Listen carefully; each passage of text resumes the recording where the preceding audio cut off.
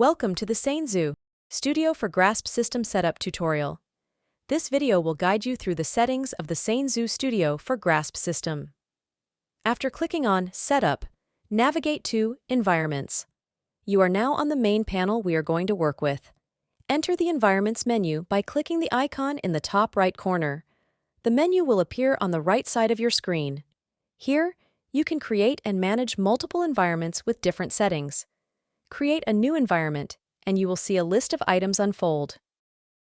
Inside your chosen environment, click the plus icon next to the robot label and select your robot model from the list. Save your settings and proceed to the vision system setup. Similar to the robot configuration, select the vision system you are using. Access additional settings from the drop-down menu under Vision System. We will handle these later. We need to define every piece of equipment connected to our robot, which we will position later. Enter a name for your equipment and upload the models. Start with adding the flange. A collision model is necessary. For easier manipulation in later steps, upload the visual model as well. Save and repeat these steps for all required equipment, using different colors for easier identification. You can add items in the following order: flange, mount, tool, gripper, finger 1 and finger 2.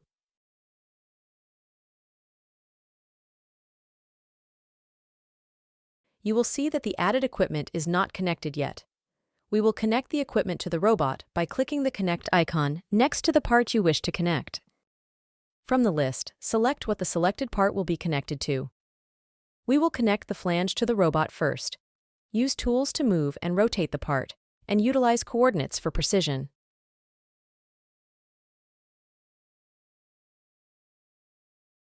Continue connecting every added equipment piece together.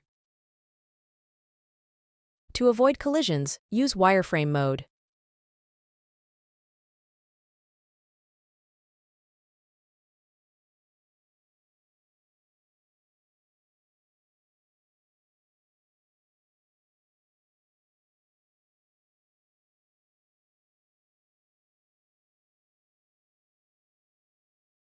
Finally, go to the Vision System tab and connect a camera to the mount.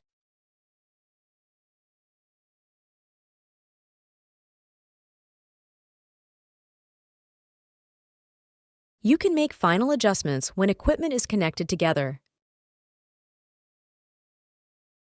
If you have any obstacles in the robot's area, upload them in the Obstacles menu.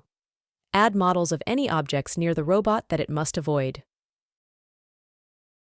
In the Robot Cell section, add a model of the cell or environment where your robot is located.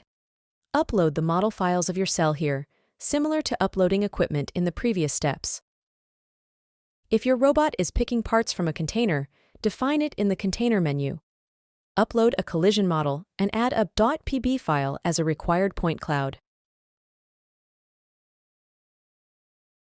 Define the tool center point, TCP, by placing it at the center top of the fingers. Adjust the TCP manually if necessary for precise operations. Add a model of the pickable part in the Parts section. Choose a name, upload the collision model, and any other necessary models. If you have a gripping points file, upload it here. Otherwise, leave this field blank for now. Upload a point cloud of your part and click Save. Edit Workspace Cell. Use tools or coordinates to move, rotate, and scale an area of maximal range in which a robot can safely operate. Open the Part Neural Network setup from the drop-down menu of Neural Networks. For your part, upload the provided point cloud prediction and detection matcher files. Keep the default settings and click Save. From the right side menu, navigate to Workspace Setup and create a new workspace, then click the Edit icon. In the General tab, edit the workspace name, select the part, and container model. Position the container according to your real workspace. Add and position any obstacles as needed.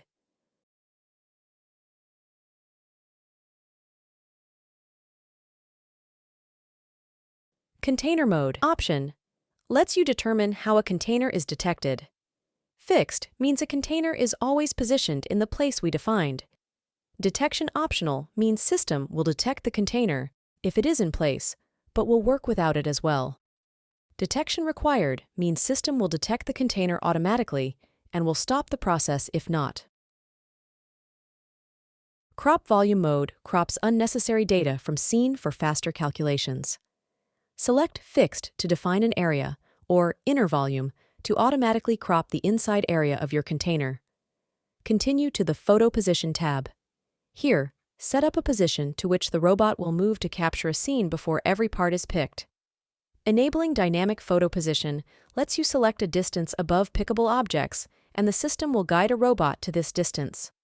Click on Add button to create new photo position. Visually adjust a position of a robot using tools. Or move a robot using a controller and enter coordinates to corresponding labels. Save the workspace. Return to Environments. In the Vision System tab, edit Camera Assignment. Select a camera from the drop-down menu and start a stream for each camera. Ensure the left camera is on the left and the right camera is on the right. Edit camera focus distance if needed. Make sure camera can see the whole container from robot's photo position. Enter calibration and start the process.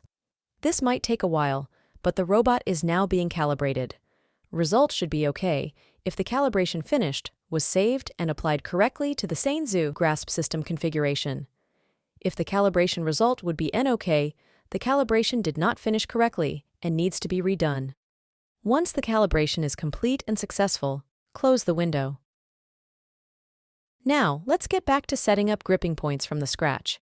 Navigate to your part, and from the drop-down menu, click the arrow next to the gripping points label to open a new window. Use tools to move and rotate the gripper around your part, creating multiple available positions for the gripper to grasp the part. Select the gripping points in Approach option to ensure the gripper approaches the part correctly. Add new groups and use the Clone option to create multiple points. Use tools while cloning to create many gripping points spaced equally from origin to selected location. Create as many different gripping points as possible for the best performance reliability.